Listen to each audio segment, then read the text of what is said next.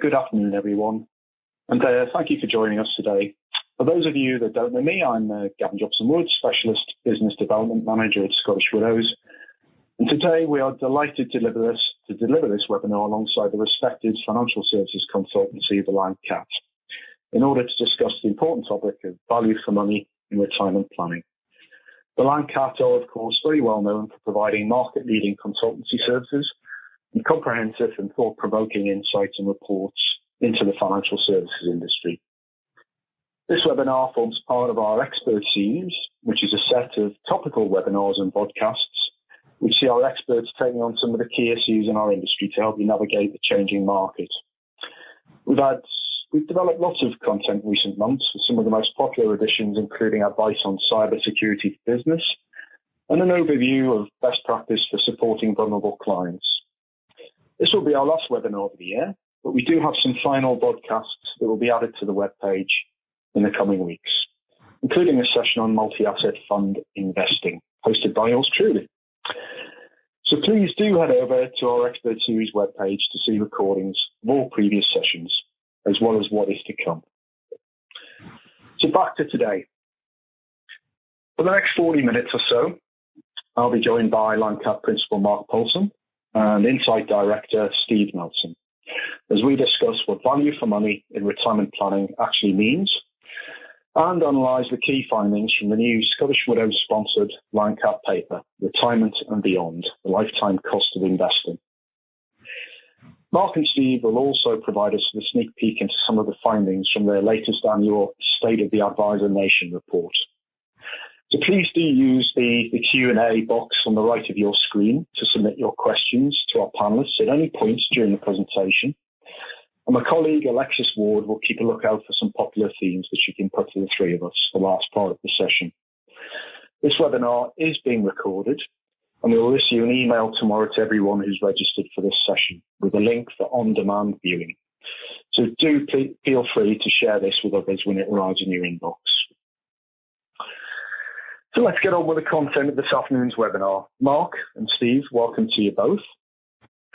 And let's begin with the events of 2020, which have almost been the definition of unprecedented and will almost certainly have had an impact on the way advisors have been able to operate their businesses.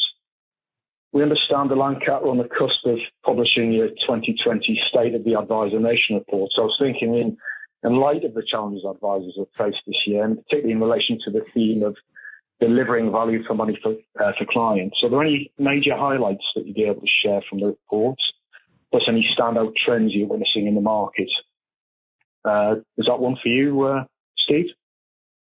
It sure is, Gavin, and thank you very much for having Mark and I on today, and hello to everybody who has given up some of your time on what is up in the east of Scotland, a kind of cold and dreary afternoon, so no better thing to do than to tune into a value for money webinar.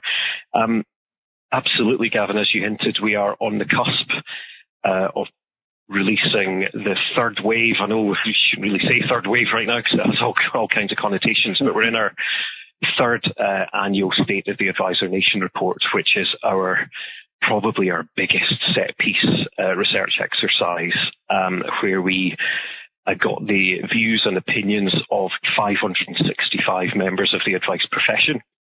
For the past number of years, we've been growing our advisor panel, which we use to conduct all kinds of research exercises. But we do these big annual set pieces called State of the Advisor Nation, which really is kind of an omnibus look at the financial services sector. So everything from constructing your investment proposition, your views on platforms and providers, regulation, everything that you'd expect to be in there. But as you suggested, Gavin, we couldn't do a piece of research in 2020 without touching on what we call in-house the ongoing unpleasantness that we're all living under. So if we just go to that first chart,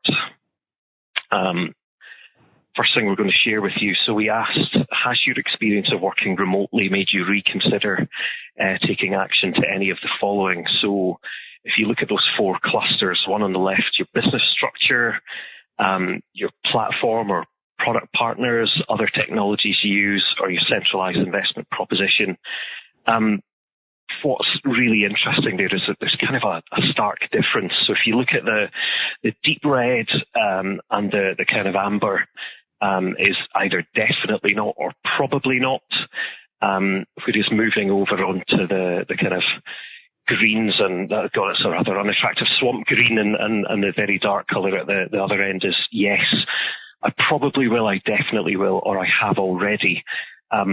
So the first thing that kind of sticks out there is that platform and product partners and centralized investment proposition types would appear to be the kind of safest, for want of a better word, in terms of stuff that's ripe for disruption. And I guess when you look at the other options, either the technologies that you use to support your business or indeed your business structure, it's kind of largely self-evident that an extended period of time working remotely is, of course, going to force that kind of introspection as to some of the technologies that you're using to fulfill the likes of client reviews is probably the most obvious one, where, certainly from a Landcat perspective, we've, with a few days' notice, moved to an entire remote working environment. We've all had to learn how to use Teams and Zoom, and it's kind of worked out all right for us in the grand scheme of things. But looking at the advice community who've had to conduct,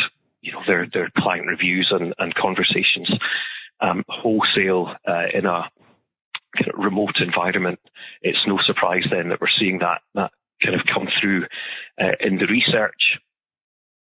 Do you want to move on to the next one? Yeah, absolutely. Of course, our subject for today is value for money. And one of the questions that we ask on a year-on-year basis, and I love this chart because I once got into a wee bit of trouble speaking at an event and some of the headlines that were generated when I say to people, be very wary of drawing conclusions from the noisy few, whether that's social media or whether it's below the line commentary. Actually, time and time again, we find in our research that people are probably more satisfied with the stuff that they use and the stuff that they pick than it kind of might feel like based on some of the noise that's out there in the sector. So the thing that really comes to mind for me is that platform and product cluster on the second from the left, where 68% of people are saying that collectively it's either great or good value for money. Similar proportions along investment research, risk profiling, cash flow modeling. One thing that we consistently find time and time again is there is this kind of tangible sense of either dissatisfaction or unease with whether it's a dashboard or whether it's a MI or kind of client MI.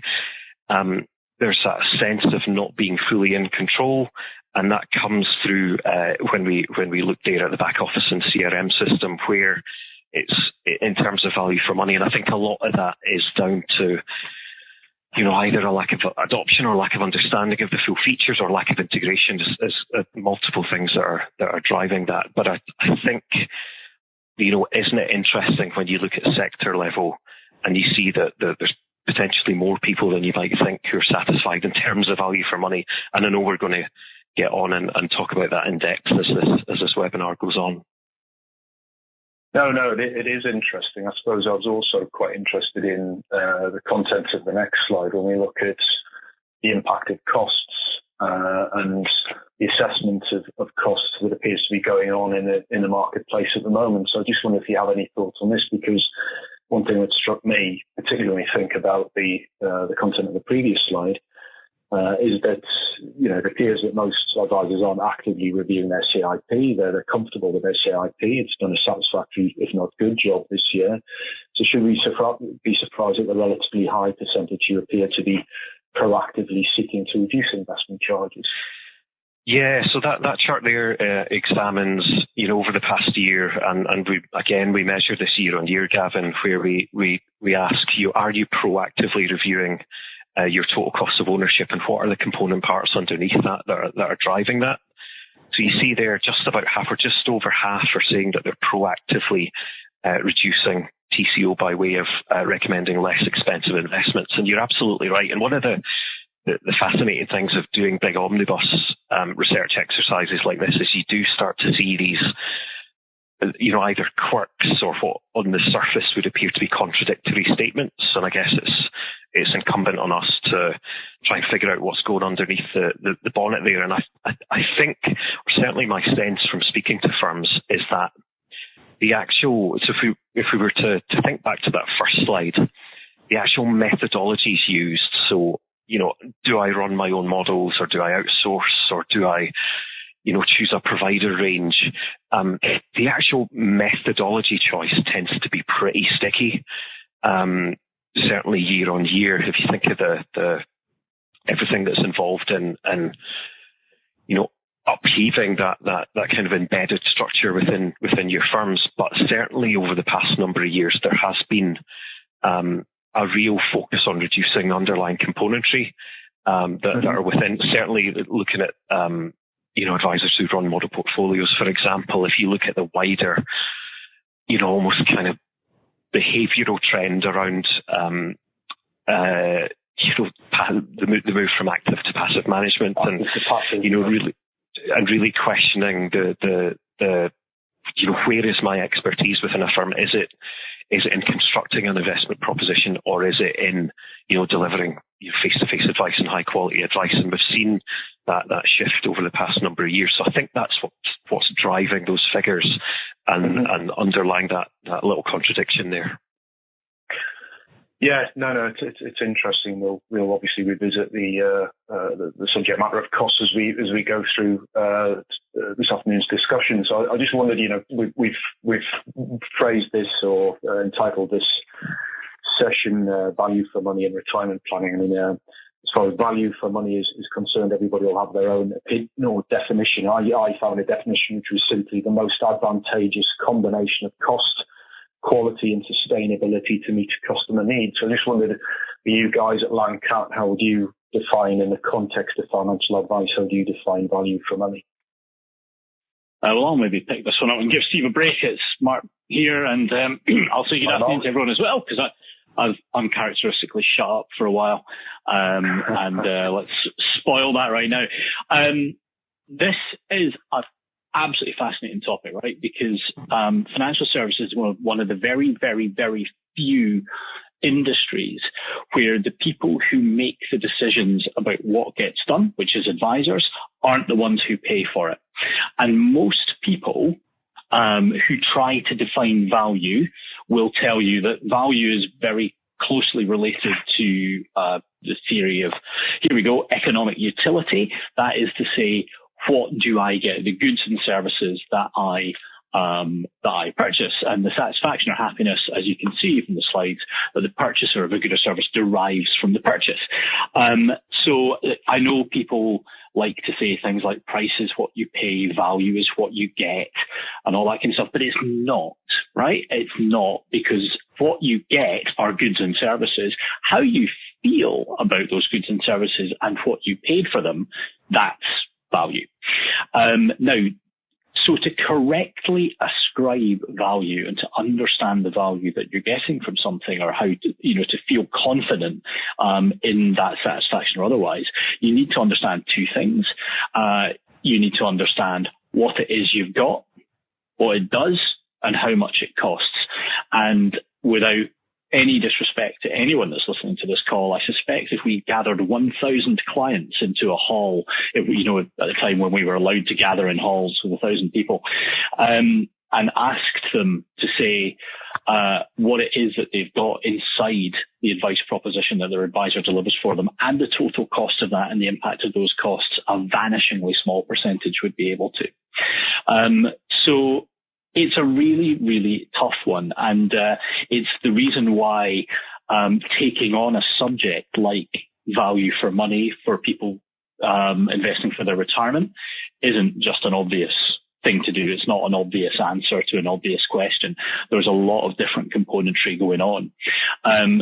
Advisors are the proxy of the client. You have almost this kind of fiduciary style relationship here. And that's a brilliant thing, right? It's a kind of sacred thing. But even so, how you as advisors feel about value, this is great value for my client because X, is subject to your own biases and your own thoughts and feelings. And those might not be the same for the client. So, for example, and I know this will be a really unpopular thing to say, right?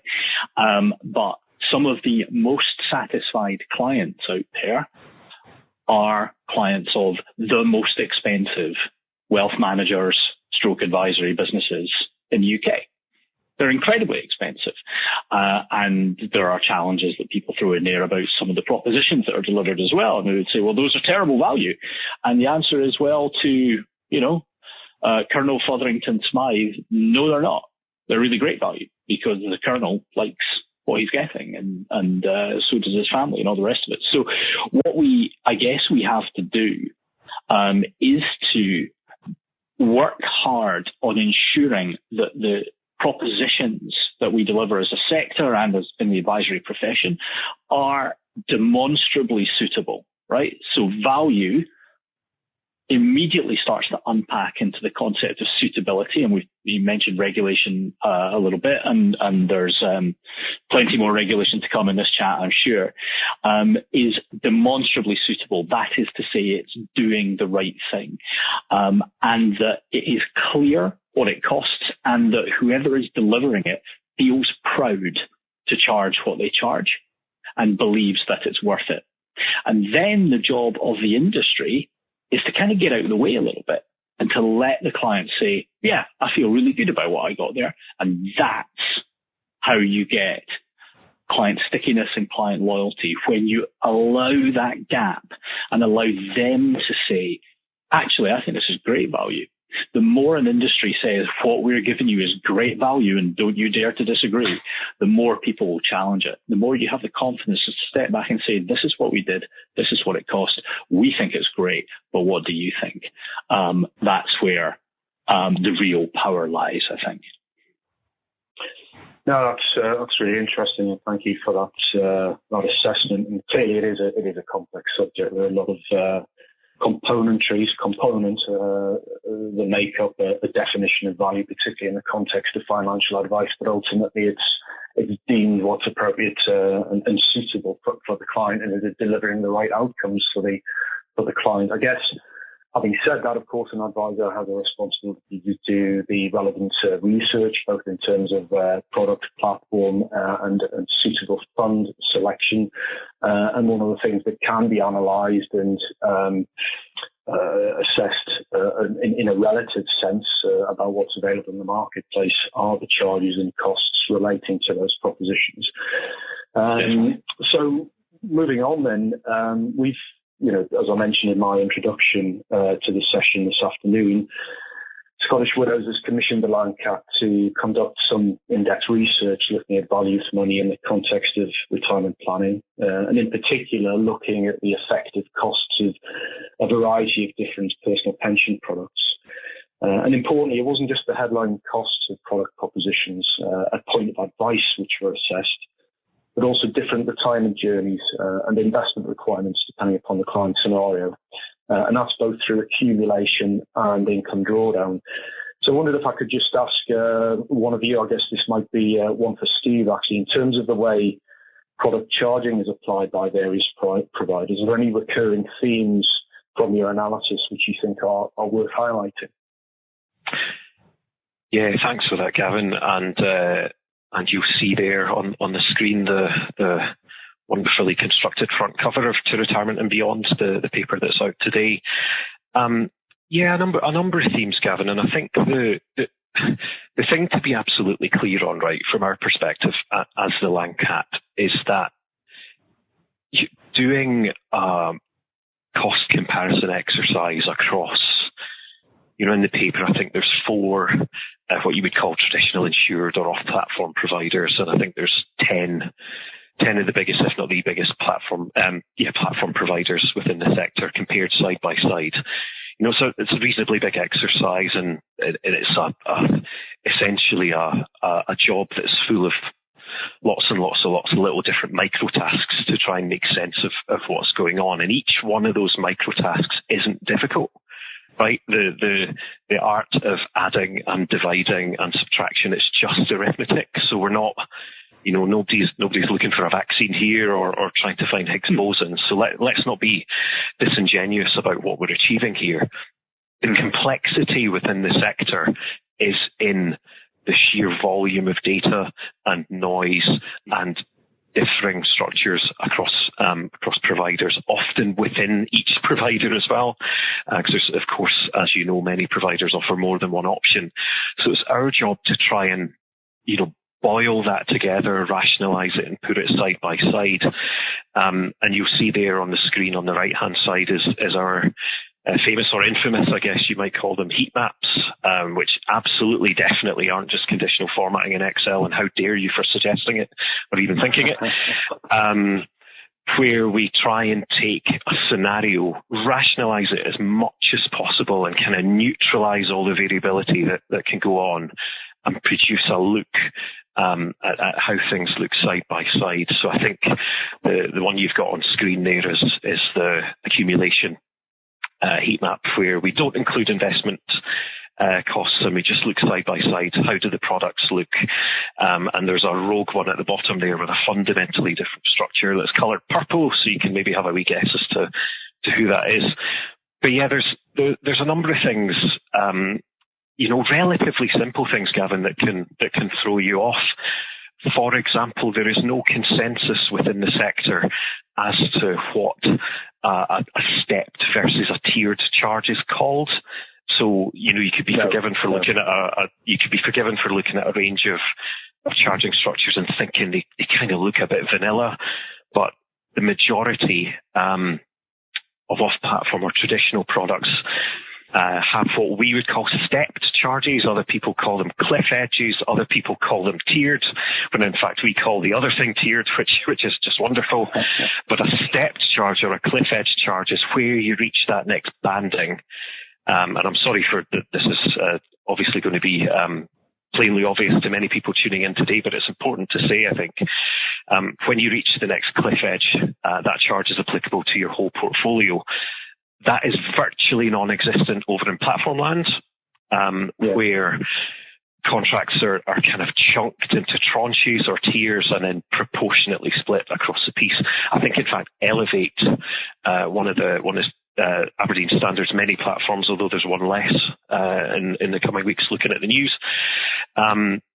It is the only platform, or only mainstream platform, to have stepped charging rather than tiered. So you've kind of got to make sense of that and make sure you're taking that into account.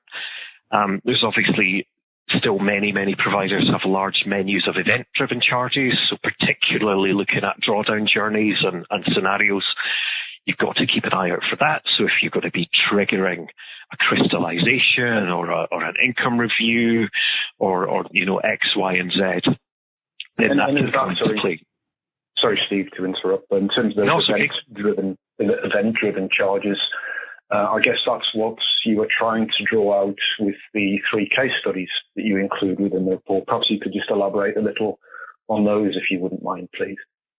Yeah, absolutely. So you'll see there 3 names on the screen, Jean, Dawn, and David, and we had a bit of fun constructing 3 real life, and I use real life in inverted commas, scenarios and how these wonderful individuals pan out in the next few decades. I think a couple of them, everybody's going to die eventually, but a couple of them pass away. Wait, what? One, I know. One, I think Dawn unfortunately loses her husband, and various things happen across the course of their plan.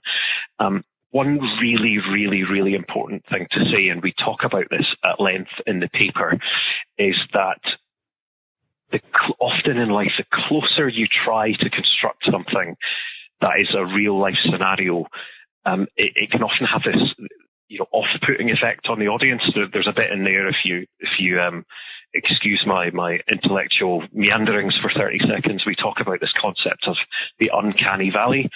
And this is something that is well known in robotics and CGI and stuff like that. So if you were to plot the audience reaction to, and it's typically applied to when either a computer game or a film tries to recreate a human in robotic form. And as the technology gets better and better and better, the audience reaction gets better and better and better. And think, God, this is really cool. This is really smart.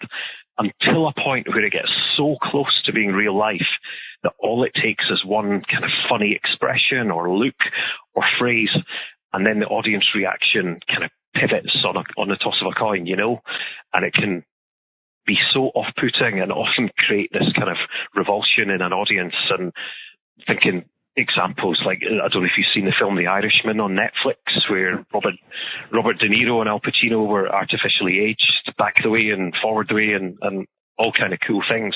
But didn't you then have Are you suggesting we shouldn't aim for perfection in this industry then? Or spend too much time watching Netflix. But isn't there a point in time where you think you're spending too much time focusing on the effects rather than the story and the narrative?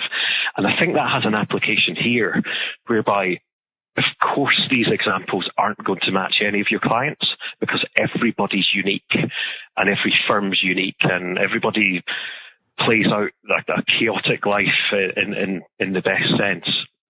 But what these scenarios try to do is to bring the charging structures to life, to take into account things like event-driven charges, take into account things like providers who increase their bandings by RPI over time, and things like that, because it's important to have that information and to rationalize it and to try and make sense of that. So that's why we created these personas and put these examples side by side. And I guess draw out potential cost of ownership that isn't necessarily apparent at point of advice. Would that be fair to say? Yeah, absolutely. So, the classic example is, if relatively simple needs in the accumulation stage perhaps at the point of advice, like you say, chances are a cost comparison exercise is going to be largely vanilla.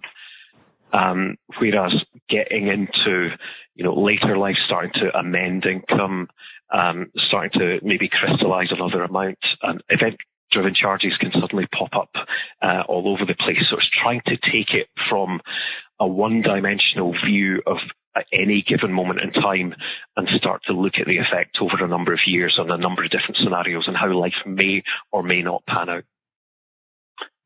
All right, thanks, Steve. And I guess, just picking back up on your comments earlier, Mark, about value not just simply being down to an analysis of costs. It's the customer experience ultimately and what they think is value in terms of delivering what they want out of their financial plan and the product, services, investments that have been recommended to them. So I think we'd all agree that value isn't just about analysis of prices. It's much broader than that, more holistic than that. And I guess within that, when we think about product propositions, it's also down to what they can deliver in terms of additional functionality that may be relevant to some clients but not others. And I guess the servicing experience as well, that's consistently in my career in this industry been cited by advisors as a hugely important consideration is the service standards that are delivered by the provider. Do you have any thoughts on this? Well, I think it's absolutely crucial, right? And in the context of advisors acting as the client's representative and stitching together it's almost like they're building a PC, right? And they're taking all the components that they need, and that computer will then deliver the client's plan. So they're assembling, Avengers assemble, right? They're doing all of that, and all the things that you see in the wheel there are involved. And it's incredibly important that price isn't the driver. Price is important for sure, but it's only important within a cohort of things that are suitable. Right. So way back, I used to have to be, God help me, the warm-up act for a guy many of your listeners might know called Steve B, who toured the country talking about pensions a lot and probably still does. And for some time, I was Steve's warm-up act. And he had a great phrase that I nicked. And it was that if it's fair, it can't be simple, and if it's simple, it can't be fair. And that kind of idea that things are kind of oppositional in nature, you can't have everything, led me to come up with my own version of one, which is things that are cheap and unsuitable are still unsuitable, right? Cheapness is not a sign that it's going to do the right job for a client. Similarly, something that is expensive and suitable is expensive and suitable. It's just as expensive. Now, a couple of things within that. First of all, there comes a point at which that kind of little homily breaks, right? If you find yourself as an advisor having stitched together a proposition for a client that's got a total cost of ownership of 2.5% or 3% or something like that, then you're just asking for trouble. There's a point at which it's just too much. But beyond, absent that, if you can get together a list of propositions, whether it's the componentry from a product provider or platform, or from a CIP provider or a multi-asset manager, or whatever it is, that is suitable for what you're trying to do, you then have a comparison set, and you can start looking at price within that, because you're already confident that you're going to deliver what it is you need to deliver. In the wheel here, Gav, the most important one isn't investment, and it's not servicing either, or even performance. It's governance. That's the one that matters, I think, because that's the one that ensures that the client understands that there is someone there, a proper professional, that's got their back. And that, I think, if we were to genuinely do an exercise, would be a fascinating one to do, where clients who are engaged with their advisor, as opposed to, clients that never phone up and are more transactional in nature, but proper financial planning clients. And we ask, what is the single thing that you would hate to lose if you were perhaps thinking of leaving an advisor? I bet that sense of there is someone looking out for me, making sure everything's stuck together properly. That's the one.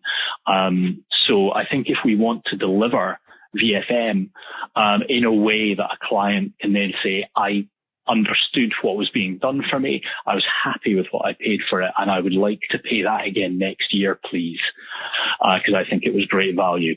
I suspect for firms listening to this, being able to demonstrate that governance that you understood, in our context of cost, as we're talking about today, that I understood the cost not just at the point of delivery, but amortized over time, and not just for your scenario as I understand it at the moment, but the potential range of scenarios that you might meet in the future as you go through your chaotic life. That sounds like a pretty winning combination for me. Yeah, I couldn't agree more. And I think 2020, the vast majority of advisors will have demonstrated that to their clients, the turbulent year that we've had and the way that they've engaged with them and reassured them when markets were particularly bumpy in March, April. And I think they've, if they hadn't already done so, they've cemented their position with their clients and that governance process that you mentioned. For sure. So, we turning our attention then in sort of the last few minutes that we have before we open to questions. And I should, just pause for a moment and remind the attendees that there is the opportunity to pose questions to the guys from Land Capital, indeed myself, if you'd like to, with the Q&A box on the right-hand side of your screen. So please do. If you have any questions that you'd like to ask on the content of today's session, or indeed any other subject we'll try and handle to the best of our ability, then please do feel free. But I thought we'd turn our attention to the regulatory landscape. And whilst we've unanimously acknowledged that its definition of value isn't all about cost, it's a much broader definition, and it's the overall product investment and advice proposition that delivers value to the client. There have undoubtedly been several instances in recent years of the regulator increasing their focus on costs of both product and fund manufacture. I mean, a classic one was the 2018 Asset Management Market Study, which has seemingly put pressure on asset managers to reduce fees and deliver, I think they call them assessment of value, that are now being delivered into the marketplace. And then, this year, the very topical subject matter of DB advice and PS 2006 and the FCA stating that where a transfer, this was in the context of DB advice, transfer to a money purchase arrangement is being considered. Advisors must consider an available workplace pension scheme as a receiving scheme for the transfer. Some have likened that to RU64 of the past in terms of the FCA, without being explicit about it, but suggesting or alluding to the fact that some kind of cost benchmark that needs to be taken into account. Do you see that increasingly featuring in terms of what the FCA state of the market? Yeah, I mean, it's amazing for a regulator that states very clearly that it's not a price regulator. I can imagine them going home and telling little Timmy what they got up to today. Daddy, what did you do today? Well, I did some regulation. Is it price regulation again to Daddy? No, Timmy. All right, okay, but why the 75 basis point thing? And, if the cap fits and all that kind of stuff. And I actually wish FCA would say, no, boys and girls, I'm sorry, we are regulating price. And it's important because without that, the extremes that we see are just too great. So therefore, we are now price regulators and you live in this world. And we could probably all cope with that because within the kind of bell curve of outcomes and practices that firms undertake, guess what? 95% probably are well within what we would look at and you would look at. And I think everyone listening to this call would look at it and say, yeah, cool. Could be a bit sharper, whatever. Or actually, you've probably got room to take a little bit more revenue there because you're doing an awful lot for what it is you're charging or whatever it is. But certainly the regulator states that it's there to ensure the orderly operation of the markets. And one of the things that happens in a market where there's a massive gap in understanding between the people doing stuff and the people paying for stuff, which is what I was talking about a wee moment ago, is that sometimes things can get a wee bit out of whack. And the asset management market study, for example, on the left there, is a cracking example because it identified that the average profit margin for asset managers is 36%. Now that's what we in the sector would call a lot, right? And so the question is asset management as a sector doing the right thing by clients? And the regulator decided to use the phrase assessment of value reports, which, given my little homily about value earlier, is a pain in the ass, actually, because it goes right across what I'm trying to say. But what they're trying to do in that is say, are you doing the right things? Are you genuinely performing a service? Are you delivering returns in line with what it is that you're charging? And that's what everybody's trying to work out what we do with these AOV reports. And Steve will remember better than me, but in the State of the Nation, we asked about AOV reports. And I think, Steve, the kind of reaction to them was a bit, ugh. Is that right? It's fair to say the advice community, the collective message is, do you fancy having another go? It's not gone very well. So, there are good bits. So there are little bits of good stuff happening. There are funds getting closed. There are, some people who've been jolly brave and said, actually, we don't think we're doing very well with these funds. We better have a look at it. But here's a great example, right? Focus on price and all the rest of it, is whether or not it's healthy. But you, as a product provider, Gav, you tier your charges, right? Or step them or whatever way you go about it. Advisor firms, for the most part, don't charge a completely flat percentage irrespective of what the client owns. A client with £5 million will generally get a lower percentage charge than somebody with 150 grand or whatever to recognize scale. Asset management doesn't do that. Asset managers just go, hey, whenever big load of money comes in and they go, oh no, whenever a big load of money goes out, and everything stays exactly flat. That incentivizes a bunch of behaviors, some of which might not be particularly great. And so I think the pressures that you see coming in from regulation, one way of saying it is that it's cost pressure. I actually think you've got to come back up the funnel a little bit and credit the regulator with a little bit more nous than people generally do, and say this is actually suitability regulation. This is trying to knock the edges off.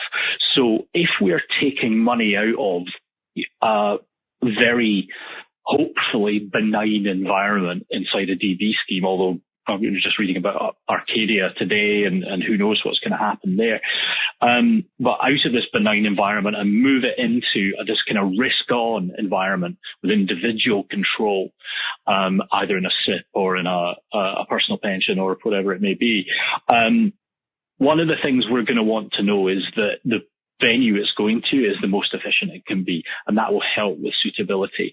We also think, if you read ROR and a lot of the DB thematic work, we think that many of the clients who are in those DB schemes are not people who would traditionally be interested in running their own pension fund and in retaining an advisor to do that. They have no interest in, globally diversified multi-asset portfolios and the Sharpe ratio of the efficient frontier and market it's a modern portfolio theory, nor in the relative merits of drip feed drawdown versus surplus versus whatever else it might be. It's just not where they are. So if we're going to pull them out of that environment, let's just have a look and see if the very vanilla end of the market works for them first. And the only way we're going to make that happen is to force people to look at the workplace schemes, because we know that the commercial incentive for advisors to place people into workplace schemes is absent. So therefore, we're going to have to regulate it. So I think if we stop worrying, about the kind of ticket so much in the regulatory bit and look at the intent, we can disagree or agree with it, but I think we get a better sense. The danger with that, and I think we've seen it a few times over the years, certainly in my 25 odd years in this sector, is that sometimes the outcomes are perverse and not what was intended, and the proof of the pudding ends up not being very tasty at all.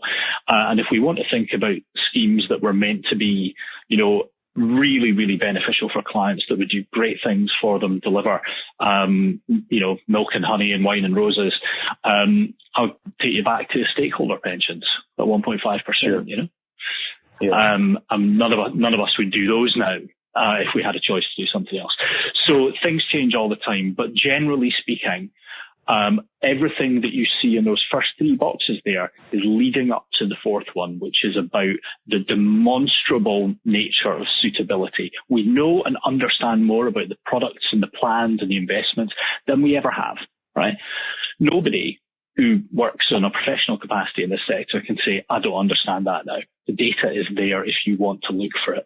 So we should be able to write suitability, not necessarily in the way a client would read, but for a professional to read, that says, I believe this is suitable because of X, and I've also considered Y. And if we can do a good job on that, then the rest of that stuff probably starts to fall away a little bit. Good stuff. Well, I'm conscious of time, so thanks very much for that, both of you. I will just see if there's any questions that have come through on the WebEx. Alexis, are there any that I might have missed that have come through? No, there's none that you have missed. I guess for me, I'd just like to ask the question that, is there anything that has surprised you about this year's report? Was there anything that kind of had a light bulb moment? That's a good question. Do you want to go? Yeah, no, it's okay. It's hesitation's good, right? Because it proves I'm actually thinking about it, and this wasn't pre-prepared. Absolutely. I think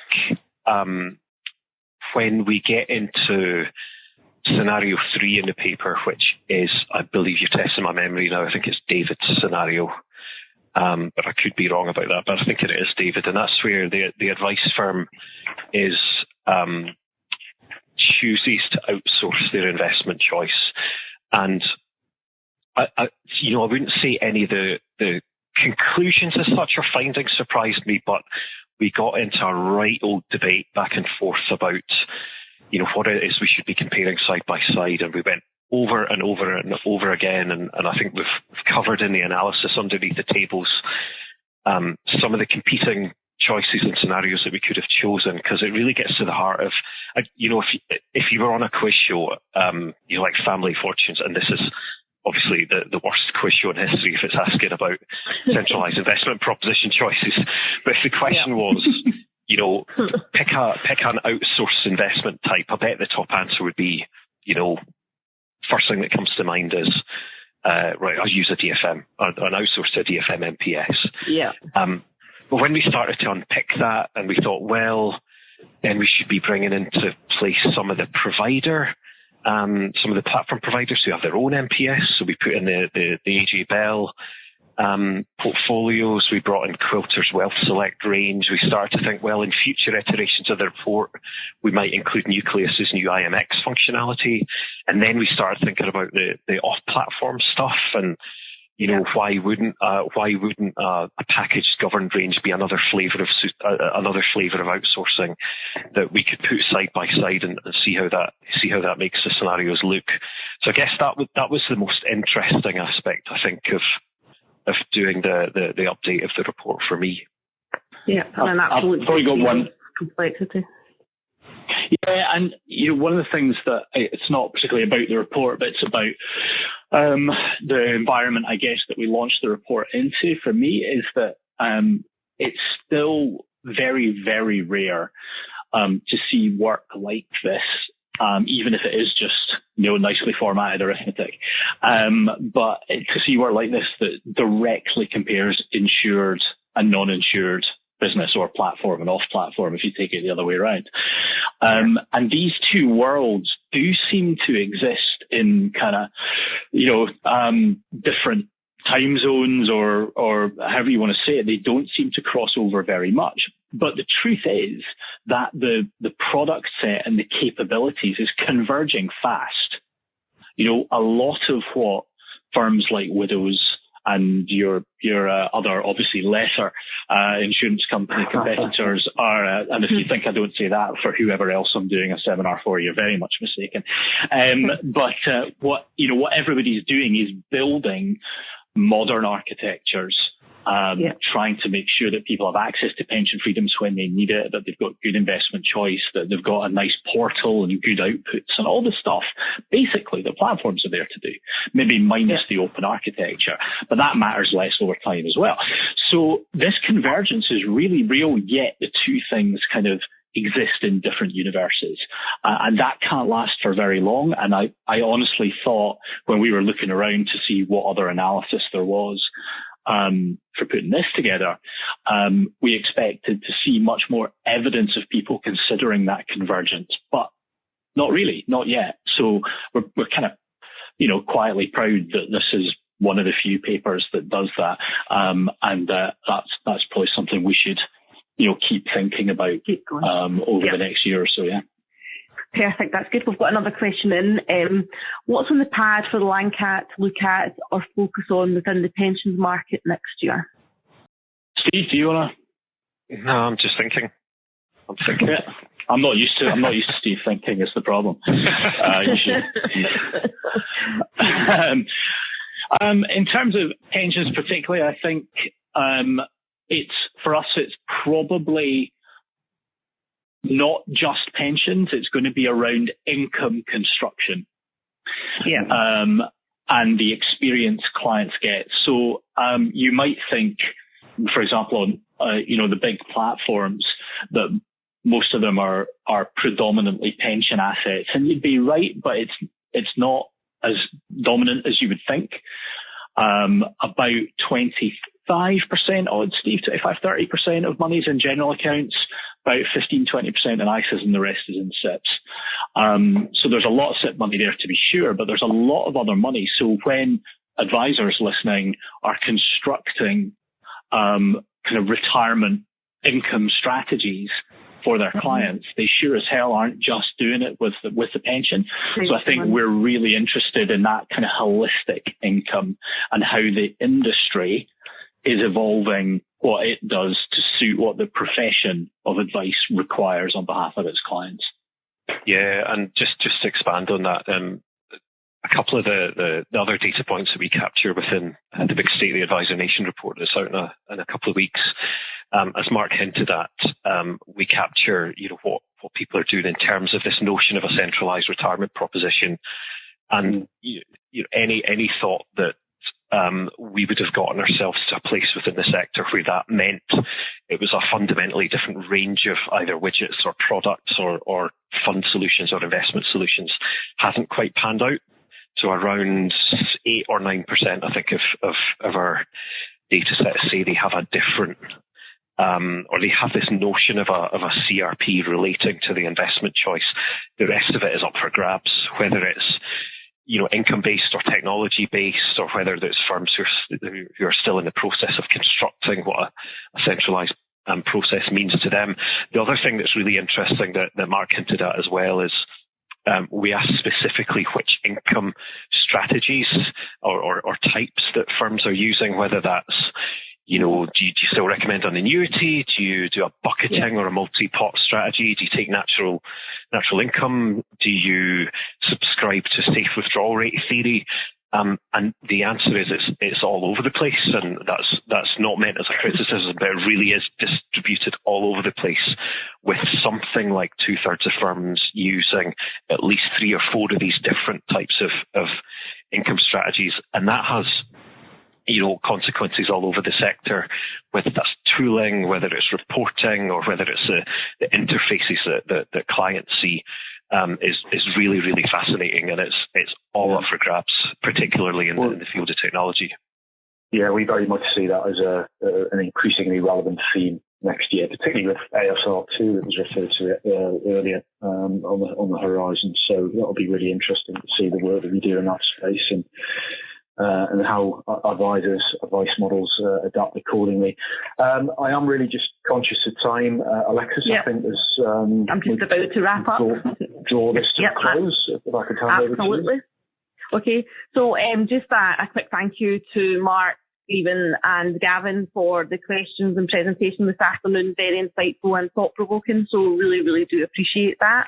And thank everybody who has joined us this afternoon to hear about the LANCAT report. We will be putting a poll up just now. We would really appreciate if you could answer the poll questions, and we'll look forward to you joining us for more expert series in 2021. Speak to you soon.